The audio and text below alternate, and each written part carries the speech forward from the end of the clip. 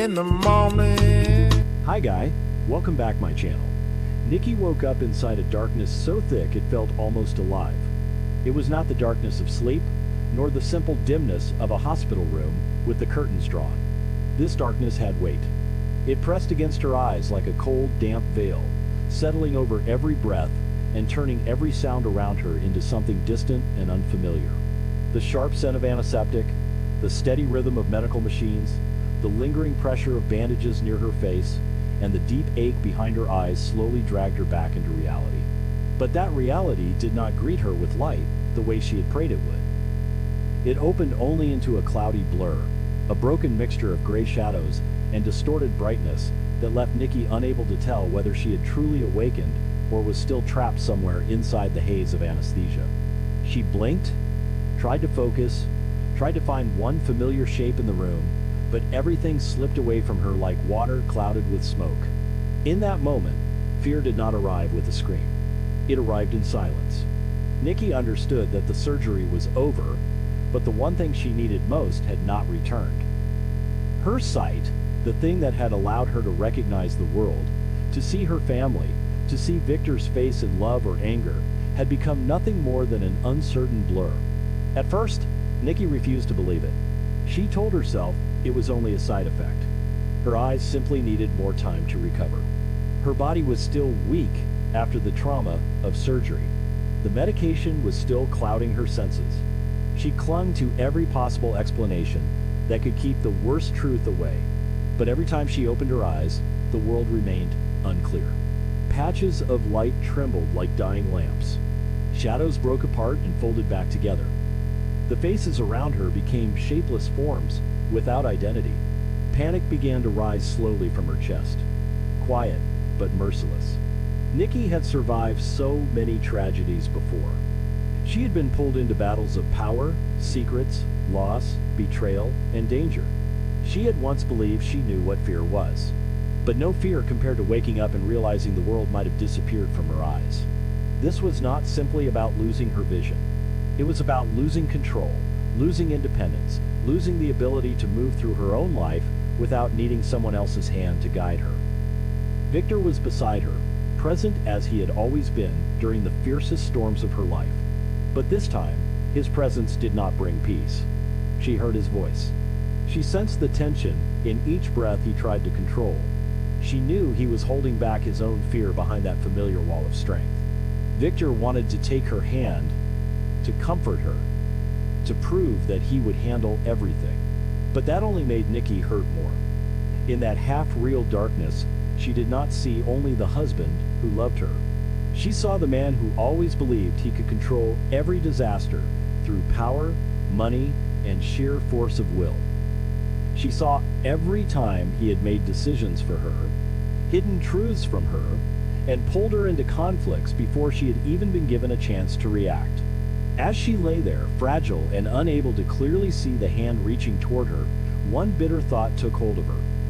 What if the constant tension of life with Victor had helped bring her to this breaking point? Nikki did not say it immediately, but her rejection began in small gestures. She pulled her hand away when Victor moved closer. She turned her face from him, even though she could not clearly see where he stood. She refused help that she needed more desperately than ever. Every word of comfort from Victor landed like another burden. Every promise that he would find the best doctors, the best therapy, the best solution, made her feel as though she had become another problem to solve, another crisis for Victor Newman to control. Nikki did not want to become one of his missions. She did not want to be saved by the same kind of power that had so often thrown her life into chaos. She wanted to see again, but the cruel irony was that, as her vision faded, she felt that Victor had never truly seen the pain inside her. Refusing reality became the only way Nikki could hold on to the last piece of power she had left. She did not want to hear about worst-case possibilities. She did not want anyone to talk about recovery, therapy, monitoring, nerve damage, or long-term risks. Those words felt like stones being placed one by one on her chest. The more she heard, the deeper she sank. She shut herself inside silence, not because she had nothing to say, but because she feared that if she spoke, she would shatter. To the outside world, she might still look like a strong woman who had survived surgery. Inside, Nikki was standing at the edge of an abyss no one else could see. She was afraid of tomorrow, afraid of learning to move through her own home like a stranger, afraid of reaching for a glass and missing it, afraid of no longer recognizing the faces of the people she loved, afraid that Victor would look at her with pity, no matter how hard he tried to hide it. Most of all, she was afraid that if the light never returned, the woman she had once been would disappear with it. The first hours after surgery stretched on like days. Nikki lay still, but her mind kept crashing into questions with no answers. She wondered what signs she had missed, whether she had endured too much for too long, whether she had spent too many years pretending she was fine. The pain behind her eyes was nothing compared to the anger in her heart. She was angry at her body for betraying her, angry at fate for choosing her eyes as the place to strike, angry at Victor for always appearing as the rescuer after everything had already spun out of control. But that anger quickly turned into loneliness. No matter who she blamed, the darkness remained.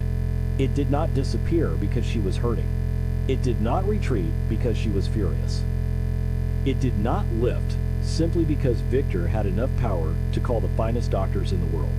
For the first time in a very long time, Nikki was facing an enemy that could not be negotiated with, threatened, bought, or defeated through the iron will of the Newman family. Victor realized Nikki was pulling away from him, but at first, he did not understand how deep the fracture had become.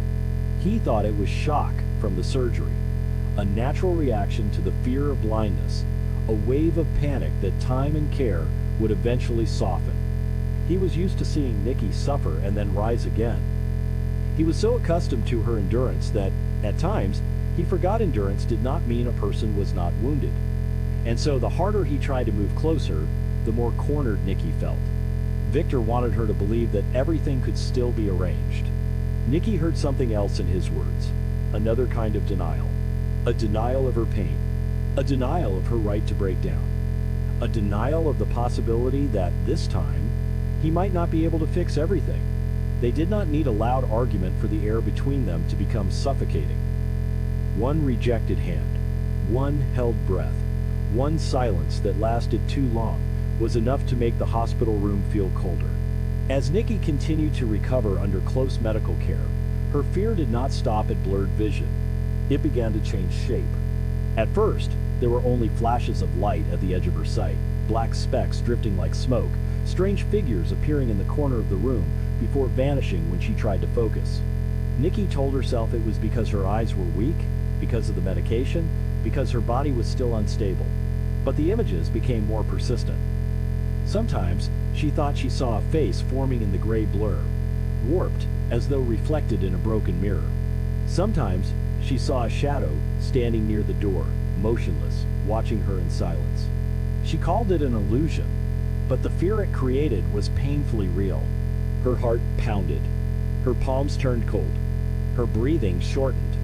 The most terrifying part was not simply seeing things that were not there. It was no longer having enough vision to prove what was real and what was not. Those distorted images struck the deepest parts of Nikki's memory. As her vision weakened, the past became brutally sharp. Patty Williams' face rose before her like a nightmare that refused to die, carrying with it all the chaos, violence, and wounds that Genoa City had once endured. Then Adam Newman appeared from the shadows of her memory, another ghost tied to years of deception, schemes, and pain that the Newman family had never truly escaped. Nikki knew Patty and Adam could not really be there in the way her damaged sight suggested. But knowing that did not protect her. When the brain and the eyes betray a person at the same time, reason becomes fragile. She kept telling herself, it was only memory, only nerve damage, only fear wearing familiar faces. Yet every time those shadows returned, her body reacted as though the enemy were standing right in front of her. Nikki began to fear her own eyes. She was afraid to open them because she did not know what she might see. She was afraid to close them because the darkness behind her eyelids was even heavier. She became trapped between two terrifying states. With her eyes open, the world was blurred and filled with uncertain figures. With her eyes closed, memories rushed in, carrying echoes of old battles, old screams, and the darkest chapters of her life. Her body needed rest, but her mind would not allow peace. Nikki slowly grew exhausted by the very process of recovery. Her collapse did not come all at once. It seeped through her like water through a crack, quietly weakening the foundation she had always relied on. She did not want to eat.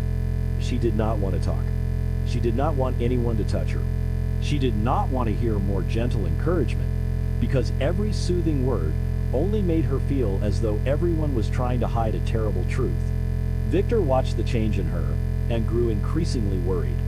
He saw Nikki flinch at empty spaces. He saw her turn toward shadows no one else could see.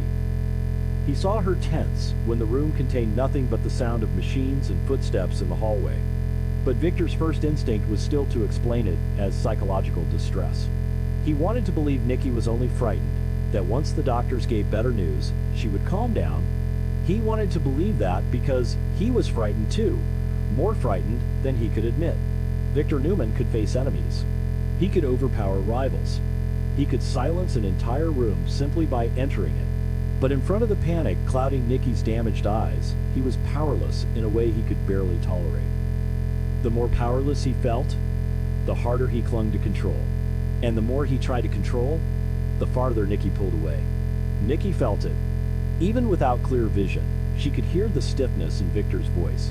The voice of a man preparing to command the world to obey him. She knew he loved her, but Victor's love had always come wrapped in strength, and that strength could sometimes feel like a shadow too large for the person he was trying to protect. In her weakest days, Nikki did not want to be covered by that shadow. She wanted someone to admit that she was falling apart. She wanted Victor to stop promising that everything would be all right when he did not know that. But she did not have the strength to explain it. Every time he approached her, all the resentment stored inside her rose again. She remembered the endless tension, the decisions Victor had made that placed their family in danger, the battles he had always believed he could win. Now, as she struggled to see the world, every old wound merged with this new one, making her believe that her condition was not only a medical crisis. To Nikki, it felt like the result of too many years trapped inside storms that never truly ended. Nikki's isolation was not simply the reaction of a frightened patient. It became a silent declaration. She refused to let Victor turn her pain into another battle for him to lead. She refused to become the woman lying helpless in the dark, waiting for other people to decide how she should heal. But the cruel contradiction was that the more she refused, the more alone she became. The harder she tried to keep control, the more everything slipped away. She wanted to be strong, but her body trembled with fear. She wanted to stand on her own, but the room around her felt like a maze without edges. She wanted to hate Victor because anger gave her somewhere to place the pain, but in her weakest moments, she still longed to hear his voice close by. That contradiction tore Nikki apart from the inside. She needed Victor, but she did not want to need him. She loved him, but she did not want to lean on him. She blamed him, but she was also terrified of losing the one person still stubborn.